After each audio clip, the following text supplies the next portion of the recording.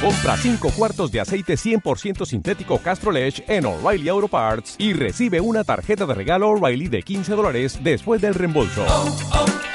O'Reilly Auto Parts. Hello, my name is Pedro Ibar, this is Motion Me, and today I have the pleasure to present to my friend Samir Abdullah. Hi. Thank you to be here in program. For me, it's a great honor. Thanks for having me. Samir is a professional photographer that works in different countries, and I want to. You can present better than me. I think that you can present better than me. I'm a photographer from Kuwait, and I specialize more in fashion photography and portrait photography. And I worked in the U.S. and in Spain here, and in Kuwait. So this is pretty much what I do.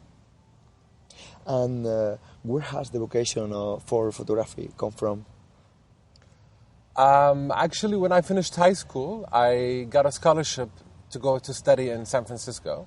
Oh, nice. And I studied journalism, but my emphasis was on photojournalism. So I studied photography, pretty much, most kind of photography except art photography. And then this is when it developed. I developed my taste for portrait photography and for fashion. And this is how it all started. So basically, school. Okay, it's nice. I mean, I did take pictures before when I was younger, but never really studied it. With an iPhone? No, with a small camera, like back in the days. What do you consider are the characteristics of a good photographer? What's considered a good photographer? I think, in my opinion, two things. I think having a good eye. Okay, it doesn't matter. I mean, I think if you have a good eye for things, you see things, okay? And to have the skills to help you to translate this vision in your eye, what you see, into a photograph. Oh. Everybody can see it, but some people can see things, in a different way and like different corners. But to translate what you see in your head through the camera, and then to show a picture to somebody. So when you show it to me, I will feel what you were feeling. You succeed in transmitting the feeling, okay? This is what makes you a good photographer. Wow. You Yeah. train more your eyes more than your camera. Yeah, I mean, it doesn't matter. To me, look, it doesn't matter if you have $1 million camera or $1 camera.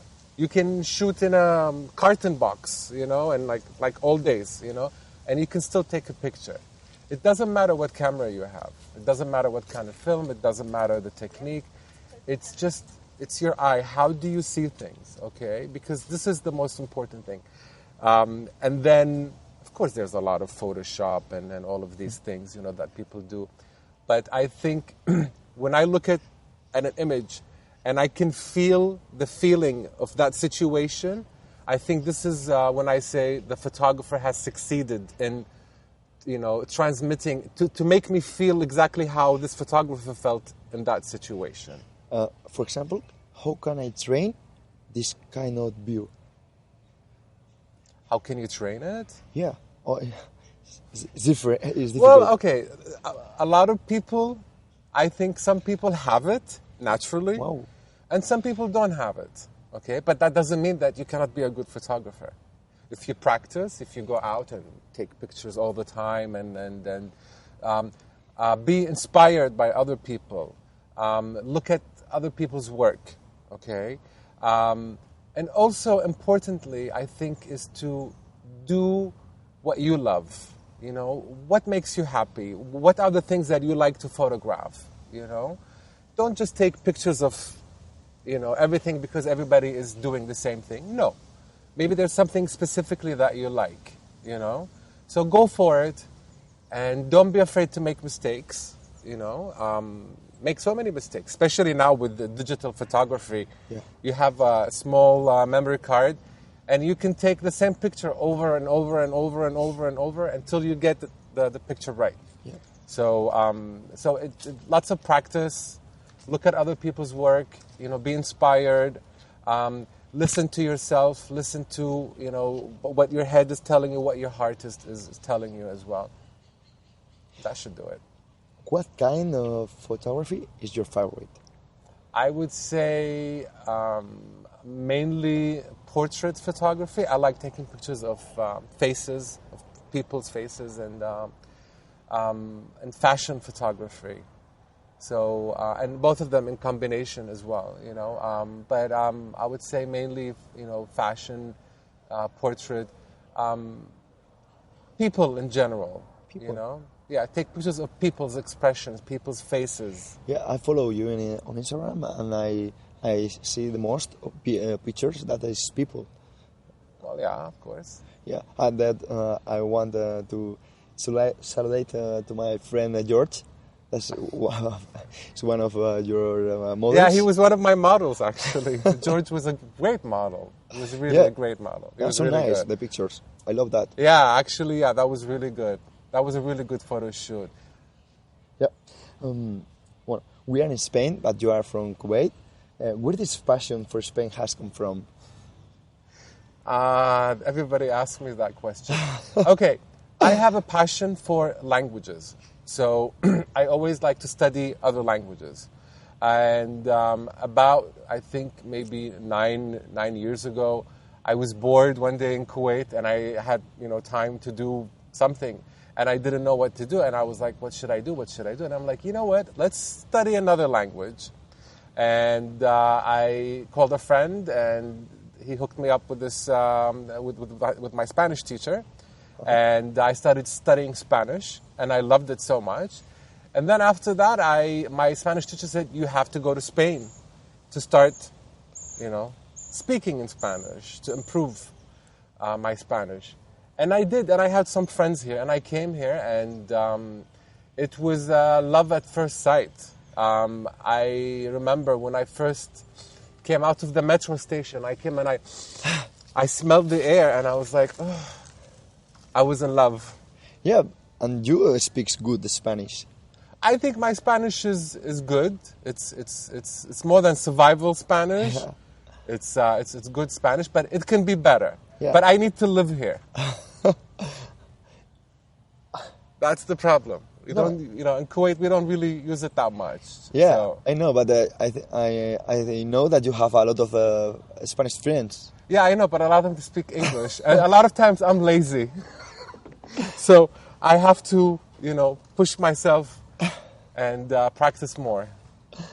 I have a special question. In what other time in history would you have liked to live? An historical character you are curious about? Oh, you know what? I want to say I wouldn't want to live in the past. I think I would like to be living in the future. Whoa. Yeah, I would like to come back in the future. Whoa. Why? I think life will be much... I think we will have less... no, I cannot say that. I think science and technology will be much better. Yeah. So I would prefer to be in the time when science and technology are better than before. What do you want that improve the science to be in the future? Human's health. Whoa. The human's health, yeah. You read about that? I am obsessed, actually. Wow. Yeah, I'm obsessed about health and about the human body and medicine. And sometimes I actually think maybe I should have been a doctor. I should have gone to medical school. But this is only because I like to be in good health and I don't want to have any diseases. So I think maybe in the future, technology and science will be more advanced, that Sure. they will have, solutions to a lot of, problems, medical problems. So I think life could be better in the future. So that's why I would like to live in the future, not in the past. Okay. What podcast and books could you recommend us? You know what? I don't know about podcasts and books. I'm really bad when it comes to books because I do read books, but I don't finish them. That's the problem. Or I go watch a movie or somebody tells me the story. I think I would recommend maybe Netflix show, which is probably a lot of people have seen, La Casa de Papel. Uh-huh. I think it's very smart and it's very intelligent. Also, How to Get Away with Murder, I think is a brilliant show. A lot of there are other shows, I cannot remember them right now, but they're actually novels maybe or books and they've turned them into movies, and they're pretty good. So I think I like maybe how should I say, murder story, like Casa de Papel, crime story, something like this. These are very interesting to me. So these are some of the things that I've watched recently, and I really like them. Which person of the ones you have photographed have you repeat or have you enjoyed more? And Two people. You mean people I've worked with, and yep. I would say actually there are two friends of mine. Two people. An artist, a painter, Amira Bahbahani, and who's also a very good friend of mine. And also a singer, a Kuwaiti singer, his name is Zach. He's also a very good friend of mine. And I have photographed both of them several times. And surprisingly, they're not models, but surprisingly they were really good in front of the camera. They were very natural, and I didn't have to give them too many directions. They were just natural, in front of the camera. And I would be more than happy to photograph them again, actually. So yeah, these are the two people. And who has surprised you the most when you work with this person? I think those two people. Oh. Yeah, I mean, I cannot remember everybody. I photographed a lot of people, but I think those two people surprised me the most because I know they are not professional models, but the way they behaved in front of the camera was, I was like, oh wow, they're really good. They could be professional models. Any date that you have recorded in your conscience? You need like a special memory of it? Yeah. What can you say? There are a lot, but I think the most memorable one, I think, and it's a sad memory, when my dad passed away. Oh. I think that was, but it changed me, it changed the way I looked at things. It made me see things differently, I think. Yeah, you worry more about the future with this experience. When that day, it made me realize that, if you want to do something today, do it. Don't wait. Don't be lazy. If you have a chance, take it. Because this is life, and there are no guarantees in life. So you never know when you're gonna live for how long. So it's always it was an eye-opening experience for me. I mean, it was sad, but it was also eye-opening, and it made me realize a lot of things that I was doing wrong in my life. And it was a good moment to reevaluate. So this is why it's a very special memory for me, maybe. Yeah. So. I want to talk about personal growth. Personal growth is very broad, but if you have to stay with something in particular, what will you be left with?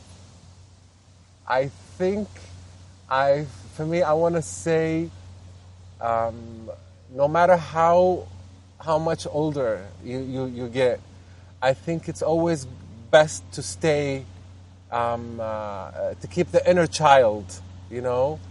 the little kid inside of you, because I think children, young people, they're always asking questions, always asking, what is this? They're always wondering, always want to know things. And I think the day you stop being interested in things around you is the day you are dead, I think. Even if you are alive, but I think your brain is died. So I think life changes you. Too many responsibilities, work, life, all of these things, they happen. They make you grow up and feel more responsible. But I think it's very crucial and important that we always remember the child inside of your heart, and remember you are always want to know things. You always want to learn things. Always want to improve things. Always learning. Always learning. Always learning. Always look at things and ask questions. This is, I think, very important. I love this kind of mind. It's like Tony Robbins' mind, and he's one of my mentors. And for me, it's very nice. How do you organize your agenda? And what advice would you give us to the more efficient? Oh, how do you organize my agenda? I don't organize my agenda. I am very unorganized. But at least in my mind, I do organize things. I try to maybe, write down things, and now I do actually. I think it's good to have a little notebook with you. If you think of something, if you see something, if you hear something that you think will be useful to you in some way, like for example for me, I'm a photographer, like for example, okay, right now we're sitting in this park, okay, and I see all these colors, all this green, brown, it will maybe inspire me. So maybe I have a little notebook and I, write down a word, or maybe with my phone I take a picture. And in the future, it will help me to remember and organize my ideas for something, for a project or something like this. And a good advice, I think, always be prepared. Always practice, always be prepared, and always try to be on time, or be even a little bit earlier. Like if I have to go to a shoot, I always try to go there at least half an hour early, just to, be prepared. It's never a bad idea to be prepared. What concept or message would you like to make others understand? About what? About your life, to improve your life. I think this is very broad. I think mainly I want to say it's important not to compare yourself to others. I think you should. I think people should focus on themselves. Mm-hmm. And okay, earlier I said it's good to look at other people's work for inspiration. Yeah. But only for inspiration. I think you should focus on yourself and not pay attention to what this guy is doing, what that person is doing, and compare yourself. I did this back in the years. I did compare myself. I said, why is this picture better than my picture? Why? It's like you always ask why, and you compare yourself. I think when you stop looking at other people and just focus on yourself, you will create more. You will have more time, because otherwise you'll be spending it on other people. And I think, you will be more creative and you will accomplish more. It will be much better. So I think the message is for people, because people sometimes they look at other people and they have these negative, feelings, like jealousy. They don't want you to be successful, maybe, Feeling smaller. Yeah, and the thing is, people don't know what other people are going through. I have problems. You have problems. Maybe on social media we go and you see, this guy is, has an amazing body, but maybe he's sick. Maybe he has an illness. And every day it's not easy for him, And people look and say, piece of cake for this guy because he looks great on, So I think if people stop thinking that way and just think about themselves, okay, I think life would be much better. Life would be a much better place for all of us. Yeah, it's good advice. With the term unlearning, so fashionable. What do you think we should unlearn? What we should unlearn. Unlearn. I think we should, for right now, for these days, I think we should unlearn how to be so dependent on technology too much. You know, I think, It's difficult. And you know what? It's not that difficult. I think. Look, it's important to have technology these days. It really helps a lot. But I think we have forgotten important things. Like right now, people don't see each other too much. You know, they see each other on social media. Yeah. I think we should, if there's something we should unlearn, is this dependency on social media, and start calling the people that we love and visit each other and spend more time with each other than on our phones. I think this is what we should unlearn. Wow. It's nice. Are you able to change your convictions, and how critical are you with yourself? This is, you know what? I think what I believe in, I don't believe in something that I know after a while will change. I don't know how I explain this. I think, to me, it's like 1 + 1 = 2. This is the law. This is what I believe, okay? I don't think it will change. I mean, I don't know. I'm not really sure. But I usually, like, what I believe stays true with me my entire life. And am I critical of myself? I'm very critical. Too critical, actually. I was told that I need to go easy on myself a lot. But then this is just me. I always want to push myself to do better and give people the best. So I'm always hard on myself, you know. So We live surrounded by people who judge without knowing. What do you think about it? yeah, this is kind of about what I said earlier.